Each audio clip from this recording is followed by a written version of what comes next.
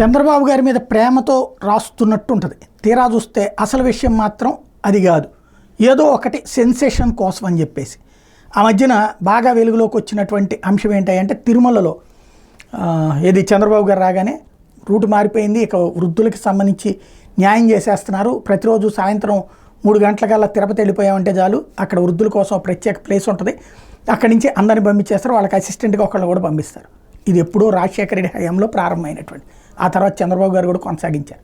అయితే అది కూడా ఎక్కువైపోతుంది. అంటే వృద్ధులకి తోడు ఒకళ్ళని ఎస్కార్ట్ అలౌ చేస్తున్నప్పటికీ చాలామంది వృద్ధుల్ని తీసుకొచ్చి అక్కడ కూర్చుంటూ ఉన్నారు. దీంతో అది కూడా ఆన్లైన్లోనే పెట్టారు. ఇదివరకైతే ఆ టైంకి అక్కడికి వెళ్ళిపోతే టోకెన్ ఇస్తారు, ఆ టోకెన్లతో ముందు వెళ్ళేది. ఆ తర్వాత కాలంలో 300 మందిని రోజుకి అన్నటువంటి సిస్టమ్ అయింది. ఆ తర్వాత 500 వరకు పెట్టారు, నడిచిపోయింది. వాళ్ళందరినీ కూడా ఎదురు నుంచి పంపించేవాళ్ళు, ఫ్రంట్ లోపల నుంచి తీసుకెళ్ళి పంపించేవాళ్ళు అనమాట. ఆ తర్వాత కాలంలో అది మిస్యూజ్ చేస్తున్నారు, బంధువులు వృద్ధుల్ని తీసుకుని వచ్చేసేసి దర్శనానికి వాళ్ళ పేరు చెప్పుకుని వెళ్తున్నారని బయటపడిన తర్వాత వాటిని మార్చేసి ఆన్లైన్లో పెట్టారు.